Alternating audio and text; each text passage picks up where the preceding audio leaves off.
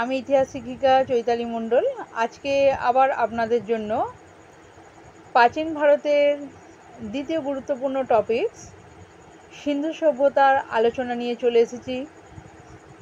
আশা করি আপনাদের প্রস্তুতি সবার খুব ভালোই হচ্ছে।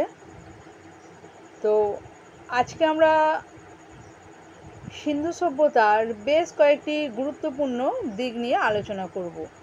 আশা করি আপনারা প্রত্যেকেই উপকৃত হবেন।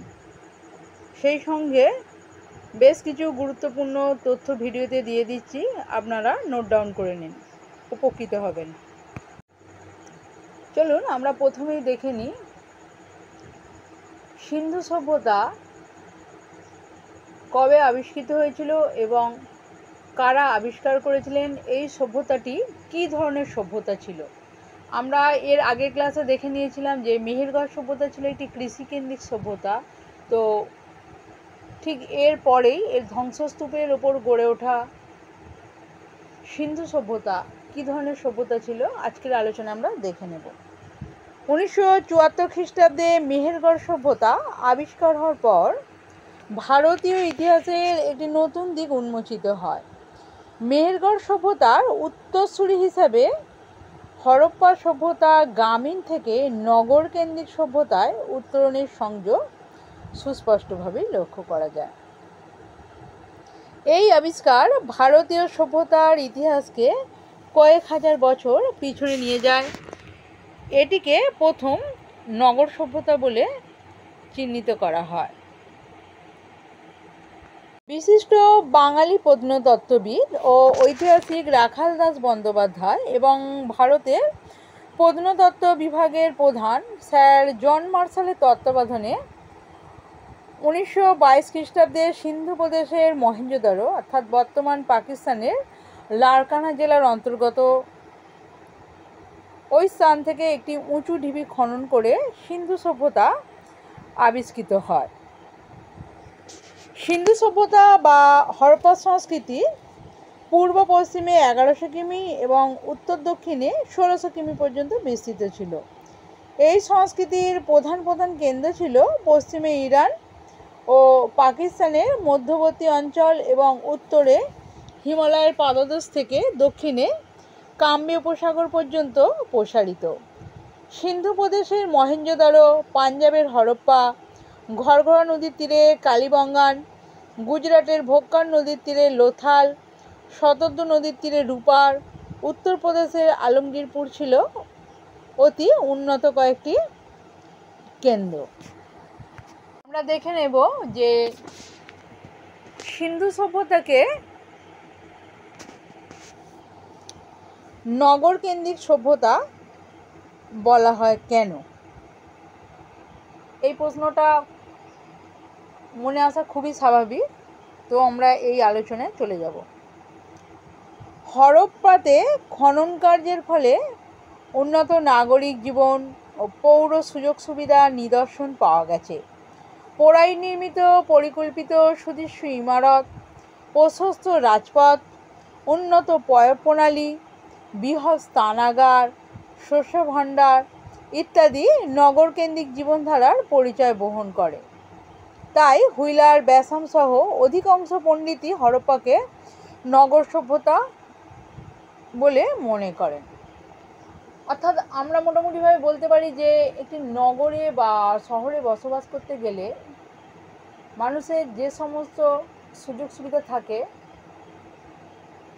আজ থেকে কয়েক হাজার বছর আগেও মানুষ সেই ধরনের সুযোগ সুবিধা হরপ্পায় ভোগ করত। এই কারণেই হরপ্পা বা সিন্ধু সভ্যতাকে নগরকেন্দ্রিক সভ্যতা বলে আমরা উল্লেখ করতে পারি। আমরা দেখে নেব এই সিন্ধু সভ্যতা বা হরপ্পা সভ্যতার স্রষ্টা কারা। তো হরপ্পা সভ্যতা বা সিন্ধু সভ্যতার স্রষ্টা কারা তা নিয়ে পণ্ডিতদের মধ্যে যথেষ্ট বিতর্ক রয়েছে। একটি মতে বৈদিক আর্যরা হরপ্পার স্রষ্টা, আবার ঐতিহাসিক মার্শাল তথ্য সহ এই মত খণ্ডন করিয়েছে। অধিকাংশের মতেই হরপ্পার স্রষ্টা দ্রাবিড় জাতি। যা ফিলিও যা ফাদার হেরাস তথ্য সহ দেখিয়েছেন যে হরপ্পা সংস্কৃতির সঙ্গে দ্রাবিড় সংস্কৃতির মিল সর্বাধিক। কিছু পণ্ডিত আবার সুমেরীয় জাতিকেও হরপ্পার স্রষ্টা বলে মনে করেন, কিন্তু এই মতটিও যুক্তি দ্বারা প্রতিষ্ঠিত নয়।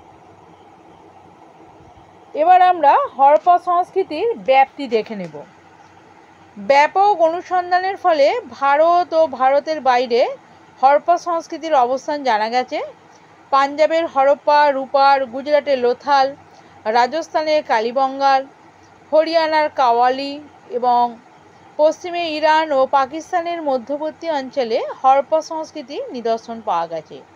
বলা যায় পূর্ব পশ্চিমে প্রায় 1100 এবং উত্তর দক্ষিণে প্রায় 1600 কিমি অঞ্চল জুড়ে এই সভ্যতা বিস্তৃতি ছিল।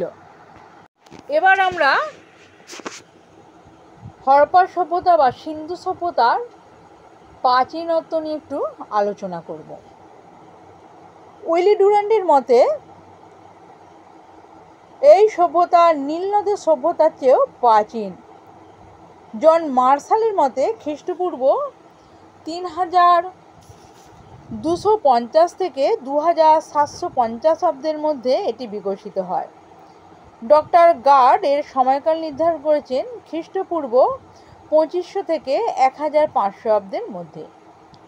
সম্প্রতি কার্বন 14 গবেষণার ভিত্তিতে ডক্টর আগারওয়ালা এর প্রাচীনত্বকে 2400 খ্রিস্টপূর্বের পরে নিয়ে যেতে অস্বীকার করেছেন। অধিকাংশের মতেই খ্রিস্টপূর্ব 3000 থেকে 1500 অব্দের মধ্যেই সিন্ধু সভ্যতার উদ্ভব, বিকাশ ও পরিণতি ঘটেছিল। আমরা সিন্ধুর লিপি নিয়ে একটু আলোচনা করব। সিন্ধু উপত্যকায় খনন কার্যের ফলে সিন্ধু লিপি নিদর্শন আবিষ্কৃত হয়েছে। এ থেকে অনুমান করা হয় সিন্ধুবাসী লিখন পদ্ধতি আবিষ্কার করেছিল, কিন্তু আজ অবধি সিন্ধু লিপির পাঠ উদ্ধার করা সম্ভব হয়নি। মোটামুটিভাবে যে বিষয়টা আমাদের কাছে ধরা দিয়েছে সেটা হলো এই লিপিতে প্রথম লাইন ডান দিক থেকে বাম দিকে এবং তার পরের লাইন বাম দিক থেকে ডান দিকে লেখা হতো। এই লিখন শৈলীর একটা বিশেষ নাম ছিল, যেটাকে বৌষ্ঠফেডন বলা হয়। প্রায় 270 ধরনের অক্ষর বা হরফ প্রচলিত ছিল। আর যেটা আমাদের কাছে পরিষ্কার সেটা হলো এই লিপিগুলির সঙ্গে মিশরের হাইরোগ্লিফিক লিপির বেশ মিল খুঁজে পাওয়া গেছে। আমরা হরপ্পাবাসীর ধর্মীয় জীবন নিয়ে একটু আলোচনা করব। আবিষ্কৃত সিলমোহর ও মূর্তি থেকে অনুমান করা হয় সেখানে মূর্তি পূজা প্রচলিত ছিল। দেবী মূর্তির সংখ্যা থেকে মনে করা হয় মাতৃকা পূজা জনপ্রিয় ছিল। একটি সিলমোহরে 3 সিংহ বিশিষ্ট ধ্যানমগ্ন যোগী পুরুষের মূর্তি পাওয়া গেছে। একে শিবের পূর্ব সংস্করণ মনে করা হয়। এছাড়া টোটেম উপাসনা বা প্রতীকী পুজোর প্রচলনও ছিল।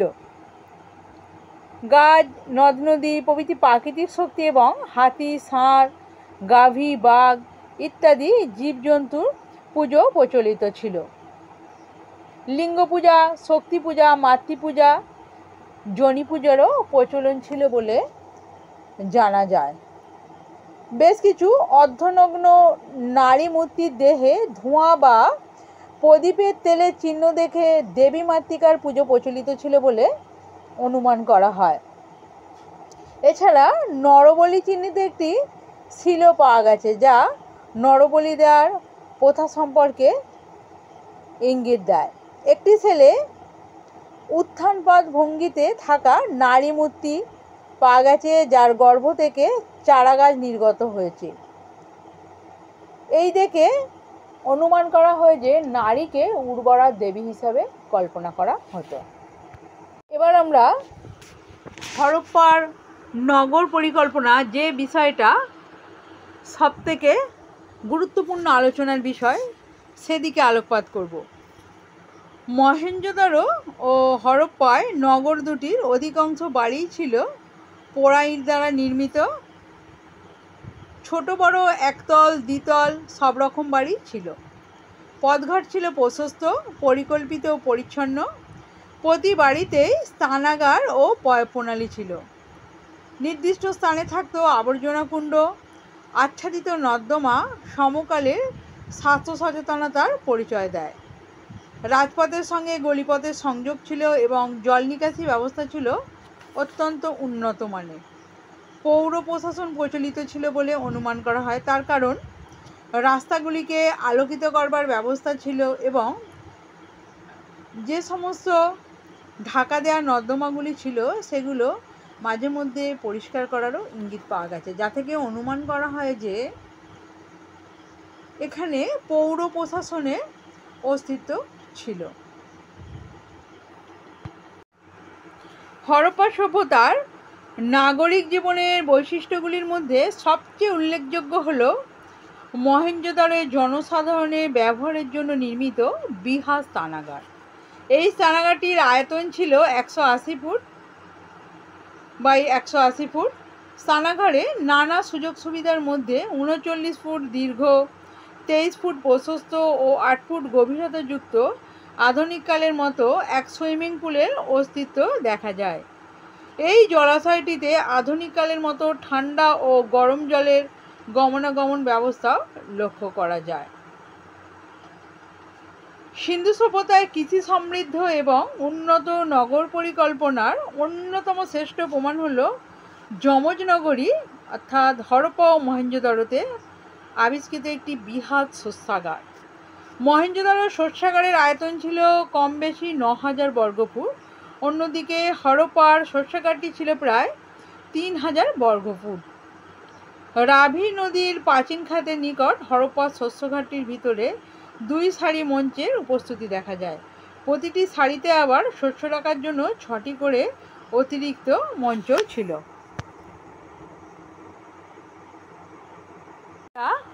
হরপ্পায় গৃহ নির্মাণের কৌশল কেমন ছিল সেটা দেখে নেব। হরপ্পায় উঁচু নিচু সব অঞ্চলেই পোড়া ইট নির্মিত বাড়ি ছিল। একতল দ্বিতল বিশিষ্ট বিশাল অট্টালিকা এবং অতি সাধারণ বাড়ির অভাব ছিল না। প্রতিটি বাড়িতেই চতুর্কোণ উদ্যান, স্নানাগার, রান্নাঘর এবং কয়েকটি ঘরের সমন্বয় ছিল। রাস্তার দিকে জানলা ছিল না, পাথরের জাপড়ি দিয়ে হাওয়া আসত।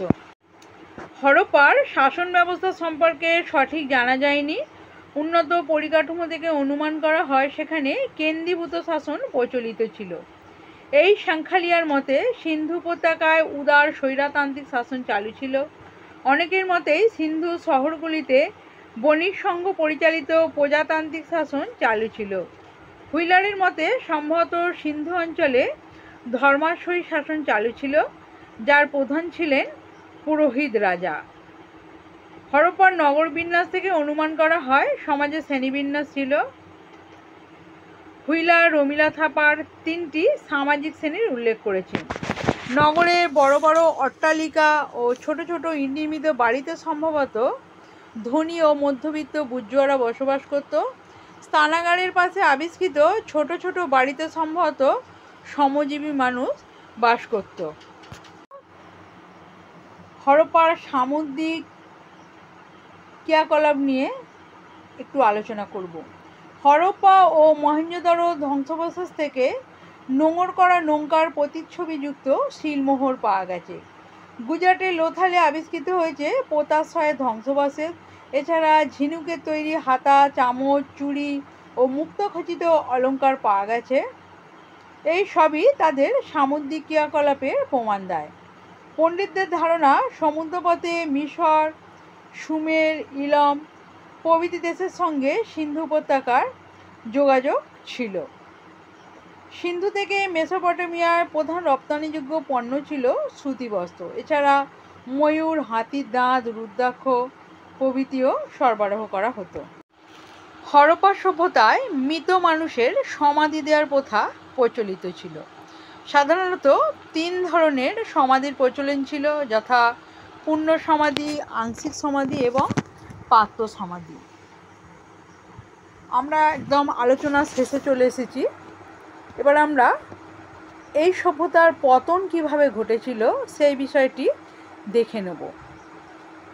হরপ্পা সভ্যতার পতন ও ধ্বংসের কারণ হিসাবে ঐতিহাসিকরা নানা মত পোষণ করেছেন। ঐতিহাসিক মর্টিমার হুইলার, গর্ডন চাইল্ডের মতে আর্য আক্রমণ এই সভ্যতার পতনের একটি অন্যতম কারণ। এছাড়া অধিকাংশ ঐতিহাসিকে প্রাকৃতিক দুর্যোগকে এই সভ্যতার পতনের মূল কারণ বলে মনে করেন। এছাড়া ডেল সেম এস ভৎসার মতে নদীর গতিপথ পরিবর্তন, অনেকের মতে অনাবৃষ্টি, আবার অনেকে মনে করেন বন্যা, আবার অনেকেই মনে করেন ঘরঘরা নদী শুকিয়ে যাওয়া প্রভৃতি প্রাকৃতিক দুর্যোগ এই সভ্যতার পতনের বিষয়টি ত্বরান্বিত করে। আবার রাইক্স, ডেলস ক্রমাগত ভূমিকম্পকেও এই সভ্যতার পতনের জন্য দায়ী করেন। আবার কোনো কোনো ঐতিহাসিক মনে করেন যে বহির আক্রমণের ফলেই সিন্ধু সভ্যতার পতন ঘটেছিল। এখানে প্রশ্ন থেকে যায় যে এই বহির আক্রমণকারীরা কারা ছিলেন? এর উত্তরে মোটামুটি বলা যায় যে বৈদিক আর্যদের আগমনকাল এবং সিন্ধু সভ্যতার পতনের সময় প্রায় সমসাময়িক। তাই ঐতিহাসিকরা অনুমান করে থাকেন যে এই বৈদিক আর্যরাই ছিল বহিরাগত আক্রমণকারী। আজকে আলোচনাটা আমি এখানেই শেষ করছি। খুবই স্বল্প সময়ের মধ্যে বিষয়টি তুলে ধরার চেষ্টা করেছি। সব বিষয়গুলি সুন্দরভাবে তুলে ধরা সম্ভব হলো না। আশা করি যেটুকু তুলে ধরতে পারলাম আপনারা উপকৃত হবেন। খুব তাড়াতাড়ি আবারও আপনাদের জন্য গুরুত্বপূর্ণ পরবর্তী টপিক্সের ভিডিও নিয়ে উপস্থিত হব এবং বেশ কিছু নতুন তথ্য দেবার চেষ্টা করব। যদি ভিডিওটি ভালো লাগে অবশ্যই একটি লাইক করবেন এবং চ্যানেলে নতুন হয়ে থাকলে এই ধরনের গুরুত্বপূর্ণ ভিডিও পেতে চ্যানেলটা সাবস্ক্রাইব করে রাখবেন। আজকে এই পর্যন্তই, ধন্যবাদ।